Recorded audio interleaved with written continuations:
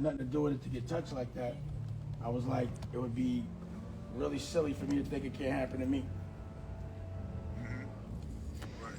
So I decided I have to make money doing something that doesn't feel like work. You know, hustling never felt like work until it was cold. But you know, you're outside, you're dealing with your friends. You know, everything is with your friends. You do what you want when you want. It's about how much you want it. And I wanted to be in that kind of a situation. And I felt that the music business was that opportunity to make money off my lifestyle doing something that I would do for free. So I go to clubs for free, why not get paid for it? I listen to music for free, actually pay for it, why not get paid for it? So I'm about reversing certain narratives. You know, it's just like I'm not going to be an addict, I'm going to always be the drug dealer. I'm never going to be the customer. I'm going to always try to be the plug. And that's the mentality that I have and the only mentality that I know. Right. So, was your artist-wise, who did you work with in your beginning stages in the music business? I mean, initially it was the Future Sound. And then there was Original Flavor. You know, and I got with Clark Kent, he put me with Jay-Z. And then, you know, that's when I was like, yo, they're not giving us nothing, we too strong. We got to do this on our own. You know, bosses, generals ain't meant to be told what to do by soldiers. Right. And that was during the priority days, right? Mm. When, Well, after that, that was I had deals with Clark was A&R. What really happened was my cousin Darian's stepfather was an A&R at Atlantic. Right. He was an intern.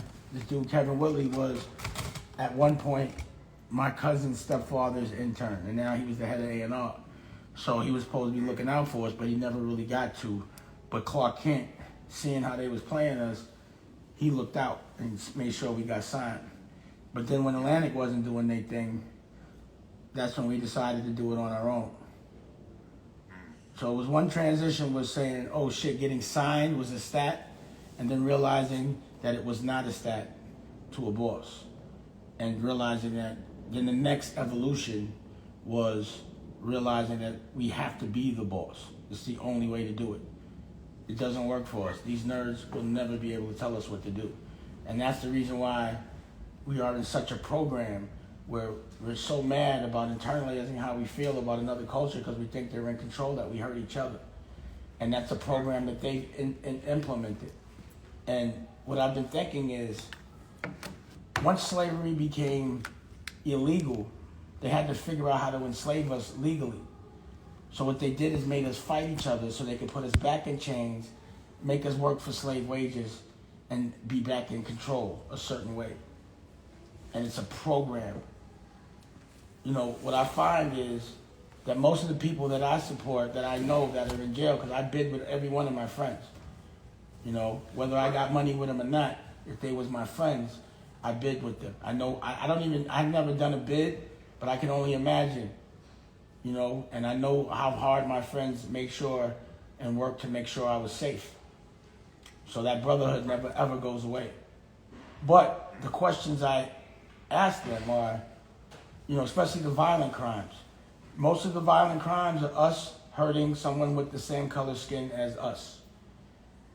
And then I ask, have you ever hurt someone with a different color skin? No.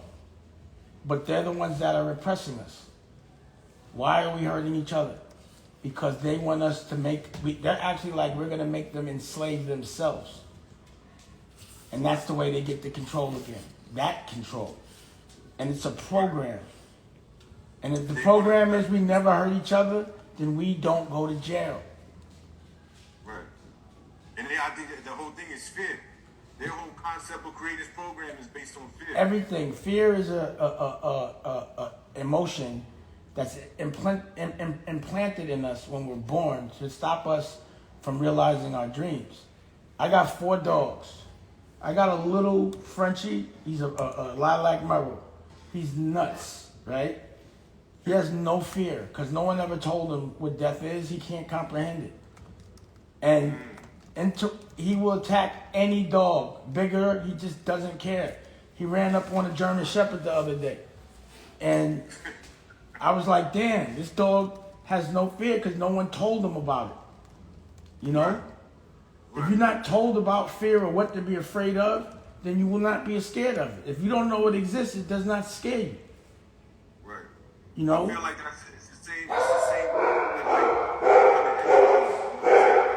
I was in prison, and it was shit I didn't know. And once I got my education, my perspective changed. And I was like, hey! Sorry about that. I was like, this is it. Nah, it's all good, bro. I'm not going back. But I'm introduced to a new way of thinking, a new way of learning, and of acting. You know what I'm saying? So I totally agree with that right there. Now look at the program, right? Check the program. Right. So if you look at a school, you look at a courthouse, you look at a jail, you look at a hospital, Right. Same walls, same lighting, same everything. Yeah. A jail's supposed to rehabilitate. Why would it look like that? You know? If you want people to go to school, why wouldn't you make it look like a resort? You know, why wouldn't it feel like something pleasant to go to? Why would you program someone to sit behind a desk when the sun's out? So that you could program them to sit behind a desk when they're an adult. And if you're part of a social class, which 99% of us are, you're in survival mode. And they tell you the only way you can get out of survival mode is to have this education and get a job, or go be an athlete. And both are provided. But with being an athlete, they don't teach you any skills about how to run a team, how to be an owner, how to be a coach, any administrative skills that come with it. They only make you focus on basketball or football or whatever it is, knowing that it's a lotto, that only 1 out of a million make it. And then what happens to those other million that didn't prepare themselves that other way with the education? They turn to crime, and then they build jails. So that's a program, period. To put you in a situation where you have to survive. And to survive, you justify hurting the people you love to eat. And that's a program. And then all the trauma that comes with that, when you get to the place of a jail or a rehabilitation, there's no therapy there. They don't feed you no good food. They make it worse. You know? They don't provide you with any kind of option for economic empowerment. What they do is make you sit around and worry about what you're going to do when you get out. How you going to pay your bills. They don't give you no therapy on how to deal with everything that's going on in front of you. It just makes you put you more in the program, and then put you around more people that are in trauma situations that are not recognized. So why wouldn't you build a rehabilitation that gets your mind right, gets your soul right, get your body right, so when you come back out, you're prepared. That's a program. It's intentional. So what I know is I'm never going to be judging my oppressor or my enemy for their tactics. Kudos, you're winning. But if I'm realizing it, it's for me to stop. It's for me to make the war change the narrative. I'm not depending on you to help me. I'm helping me. I'm not depending on you to help us. I'm helping us. So that means fuck that. I'm going to build my own jail or rehabilitation. And I'm doing it now.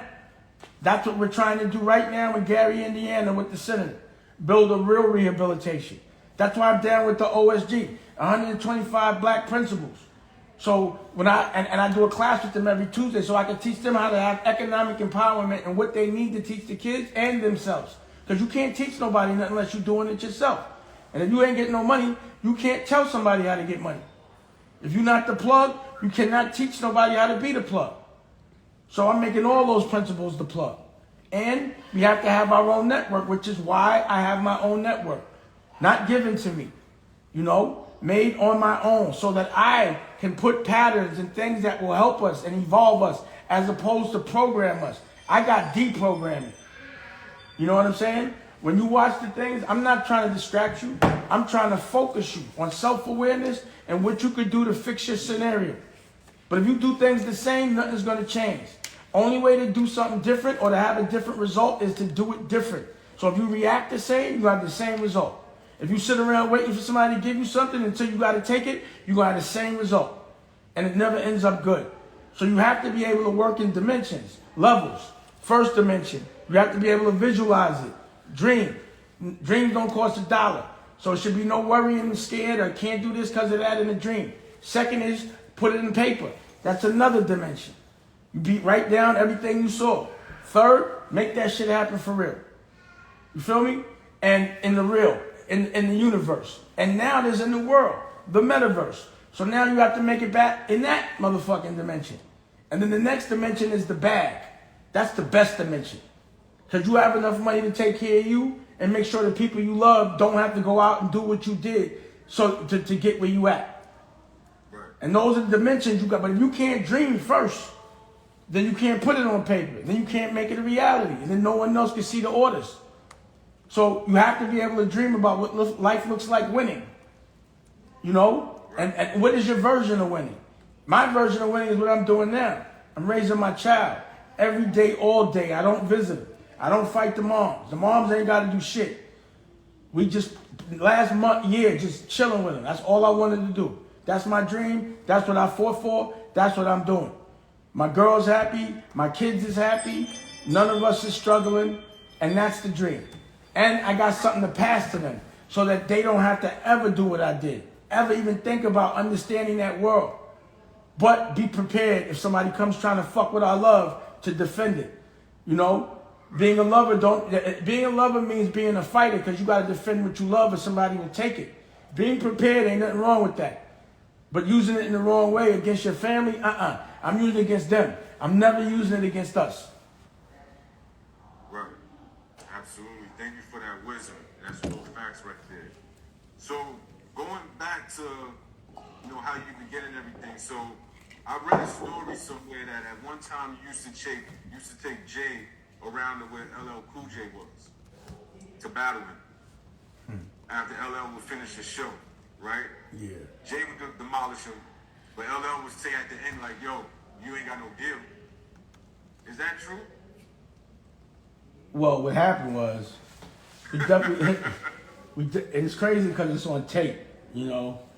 And somebody got it. I don't know, they lost it. But I tape everything.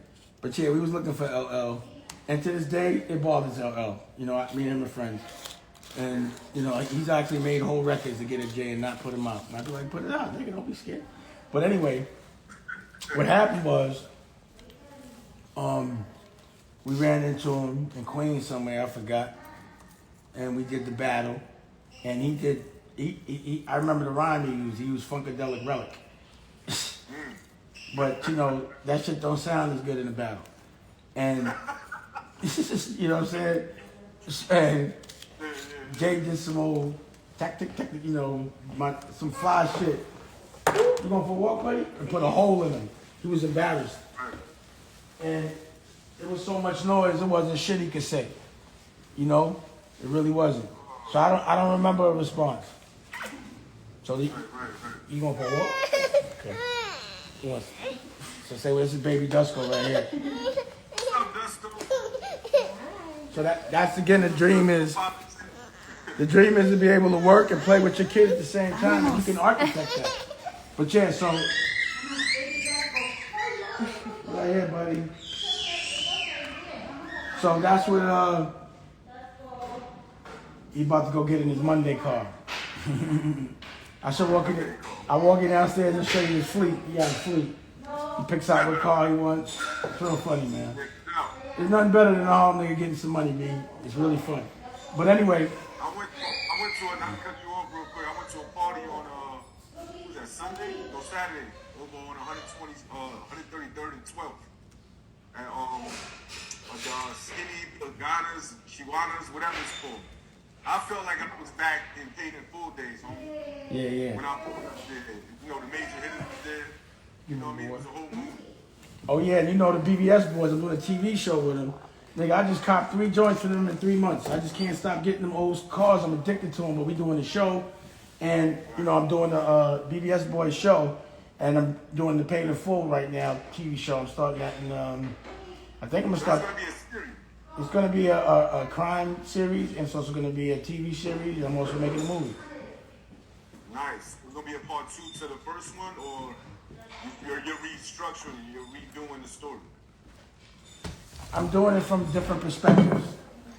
Gotcha. So, a lot of people are home, and it was more than just, it's more like, how it was we get a little more money than you. My character, it's more about them plus the characters that were around as well. Everybody had a story in that time, a lot of paid in fulls, but everyone was affected by that. So it's about the people that were affected, and then also, you know, there was a lot of money on the street when that first happened to him because they hit a lot of people with some work. They had to collect it, you know.